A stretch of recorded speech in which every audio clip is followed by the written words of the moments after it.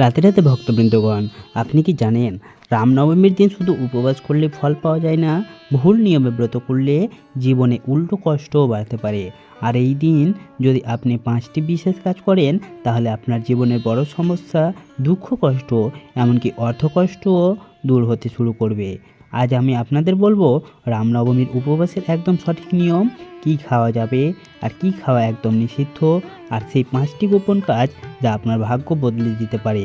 তাই ভিডিওটি শেষ পর্যন্ত দেখুন, কারণ শেষের তথ্যটা বেশিরভাগ মানুষই জানে না। আর আমাদের চ্যানেলটি নতুন হলে অবশ্যই চ্যানেলটি সাবস্ক্রাইব করে রাখবেন, ভিডিওটিতে একটি লাইক দিয়ে ভিডিওটিকে পরিচিতদের সাথে শেয়ার করে দেবেন, আর কমেন্ট বক্সে লিখে দিবেন জয় শ্রীরাম। অনেক বছর আগে একজন দরিদ্র ভক্ত ছিলেন, নাম তার ধীরজ। তিনি প্রতি বছর রামনবমীর উপবাস করতেন, কিন্তু আশ্চর্যের বিষয়, তার জীবনে কোনো পরিবর্তন আসছিল না। দারিদ্র্য, অসুখ, দুঃখ এই সব রয়ে গেছে।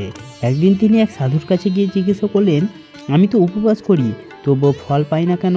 তখন সেই সাধু হেসে বললেন, উপবাস মানে শুধু না খেয়ে থাকা নয়, উপবাস মানে নিজের মন, চিন্তা আর আচরণকে পবিত্র করা। সেদিন ধীরজ বুঝতে পারলেন, তিনি শুধু না খেয়েছিলেন, কিন্তু মনের মধ্যে ছিল রাগ, হিংসা, চিন্তা। পরের বছর তিনি নিয়ম মেনে উপবাস করলেন, মন শান্ত রাখলেন, ভগবান রামের নাম জপ করলেন, অন্যকে সাহায্য করলেন। আর বিশ্বাস করুন, কয়েক মাসের মধ্যে তার জীবনে আশ্চর্য পরিবর্তন আসতে শুরু করলো। উপবাস মানে কি?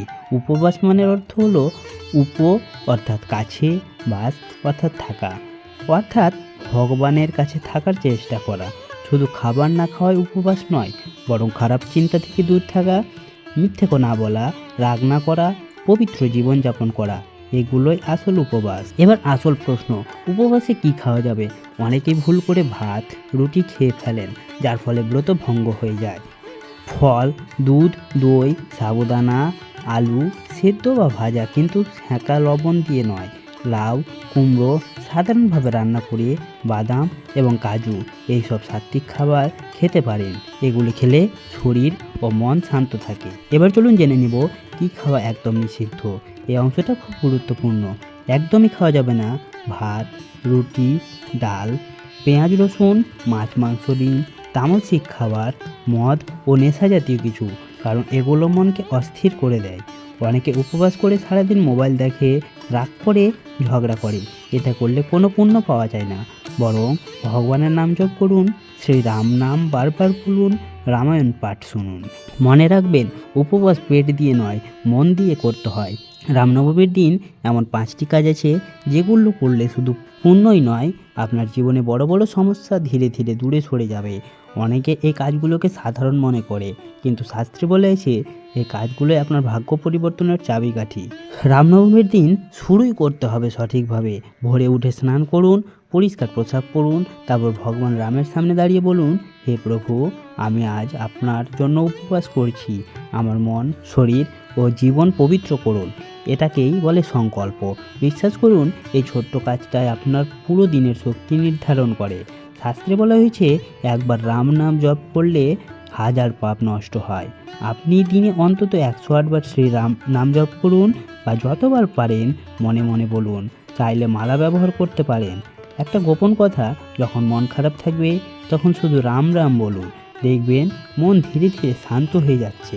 অনেকেই জানেন না, রামনবমীর দিন রামায়ণ শোনা বা পড়া অত্যন্ত শুভ। আপনি পুরো পড়তে না পারলে শুধু রামের জন্মকাহিনী শুনুন, ইউটিউবেও শুনতে পারেন।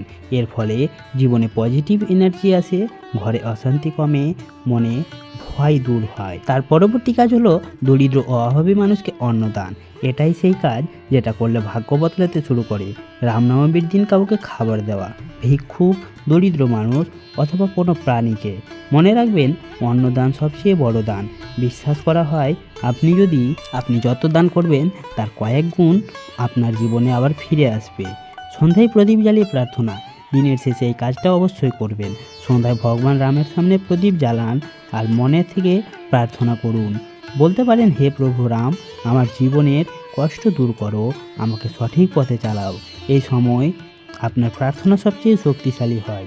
অনেকেই দিন কিছু ভুল করে বসেন, তার মধ্যে 5টি কাজ আপনাদের আজকে আমরা বলবো, কারণ অনেকে আবার এই 5টি কাজ করেও ফল পায় না, কারণ তারা অন্যের ক্ষতি চায়, মনের মধ্যে হিংসা রাখে। মনে রাখবেন, শুদ্ধ মন ছাড়া কোনো ব্রতই সফল হয় না। আপনি হয়তো ভাবছেন এত ছোট ছোট কাজ করেও সত্যি কিছু বদলাবে? উত্তর হলো হ্যাঁ, অবশ্যই বদলাবে, কারণ পরিবর্তন সবসময় ছোট কাজ থেকেই শুরু হয়। রামনবমীর দিন আপনি যা করবেন তা শুধু একদিনের জন্য নয়, আপনার ভবিষ্যতের পথও তৈরি করবে। চলুন এবার জানবো রামনবমীর উপবাস ভাঙার সঠিক নিয়ম। রামনবমীতে উপবাস সাধারণত ভাঙা হয় পরের দিন সকালে, অর্থাৎ নবমী তিথি শেষ হওয়ার পরে, অথবা কিছু জায়গায় সন্ধ্যার পর বা রামের জন্ম মুহূর্তের পরে ভাঙা হয়। কিন্তু সবচেয়ে নিরাপদ সময় হলো পরের দিন স্নান করে পুজো করে তারপর উপবাস ভাঙা। এতে সম্পূর্ণ ফল পাওয়া যায়। কি খেয়ে উপবাস ভাঙা উচিত? এখানে সবচেয়ে বেশি ভুল হয়। উপবাস ভাঙতে হবে একদম সাত্ত্বিক খাবার দিয়ে, যেমন জল, ফল, দুধ, সাবুদানা। ধীরে ধীরে খেতে হবে, একেবারে বেশি নয়। কি করলে উপবাস ভাঙা ভুল হবে? হঠাৎ করে ভারী খাবার খাওয়া, মাছ, মাংস, ডিম খাওয়া, বেশি তেল মশলাযুক্ত খাবার খাওয়া, রাগ ও ঝগড়া করা। এতে শরীরও খারাপ হয় আর ব্রতের ফলও কমে যায়। উপবাস ভাঙার আগে এই কাজটি অবশ্যই করবেন। এই নিয়মটি 90% মানুষ জানে না। উপবাস ভাঙার আগে ভগবান রামের সামনে প্রার্থনা করুন, ধূপ প্রদীপ জ্বালান এবং ধন্যবাদ দিন। বলতে পারেন, হে প্রভু রাম, তোমার কৃপায় আমি এই ব্রত সম্পন্ন করতে পেরেছি। আমার জীবনে শান্তি ও সুখ দাও। এই কৃতজ্ঞতা প্রকাশ করাই সবচেয়ে গুরুত্বপূর্ণ।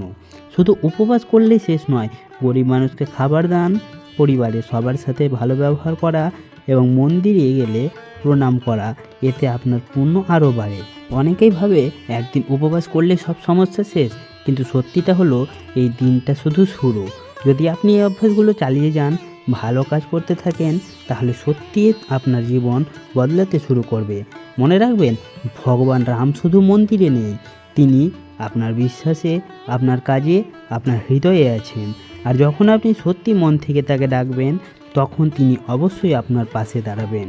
যদি আপনি সত্যি মন থেকে এই ব্রত পালন করতে চান, তাহলে এই ভিডিওটা সেভ করে রাখবেন আর কমেন্টে লিখে দিবেন জয় শ্রীরাম, কারণ বিশ্বাস করা হয় এই নামটাই আপনার জীবনের সব বাধা দূর করার শক্তি রাখে।